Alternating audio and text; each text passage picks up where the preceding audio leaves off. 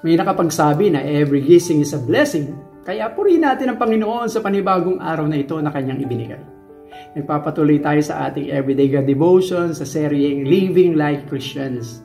Ang salita ng Diyos sa atin ngayon ay mula sa unang Korinto 13, talatang 13. At ito ang ating mababasa. Nananatili ang tatlong ito, ang pananampalataya, pag-asa at pag-ibig. Ngunit ang pinakadakila sa mga ito ay ang pag-ibig.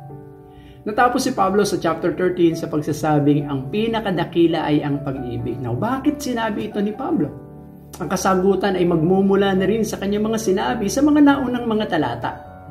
Una, sa verses 1 to 3, kung magsasalita ako ng mga wika, ng mga tao o ng mga anghel at wala akong pag-ibig, ako ay parang tansong tumutunog o kumakalansing na pompyang. Kahit na may kaloob ako ng pagpapahayag at ng pagkaalam sa lahat ng mga hiwaga at nasa akin ang lahat ng kaalaman, wala akong halaga kung wala akong pag-ibig. Kahit na may matibay akong pananampalataya upang mapalipat ko ang mga bundok, kung wala akong pag-ibig, wala akong halaga. Kahit ipamigay ko ang lahat kong tinatangkilik upang mapakain ng mga hihirap, kahit ibigay ko ang aking katawan para sunugin, kung wala akong pag-ibig, wala akong mapapakinabang.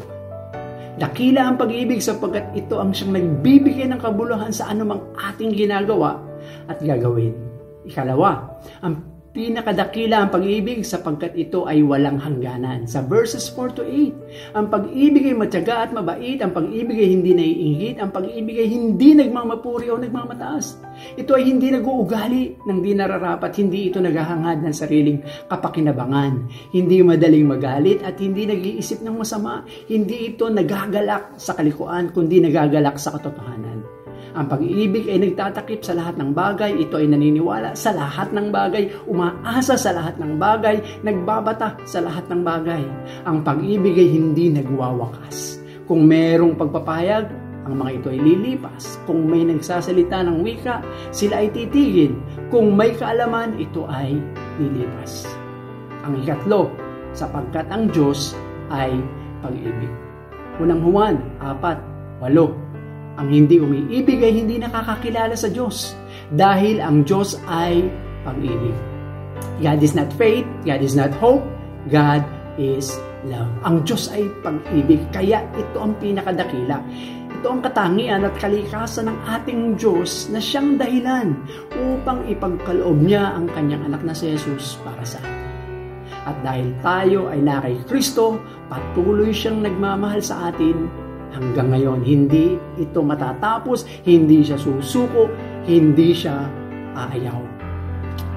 Kung ganyan ang magmahal ang Diyos sa atin, bakit natin susukang ibigin ang mga kapatid natin kay Kristo?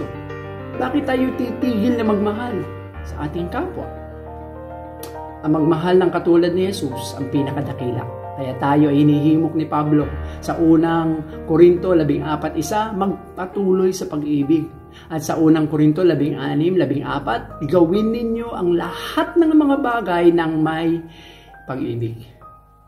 Tayo umiibig sapagkat ang Diyos ang unang umibig sa atin. Unang Juan 14:11. Purihin ang Diyos.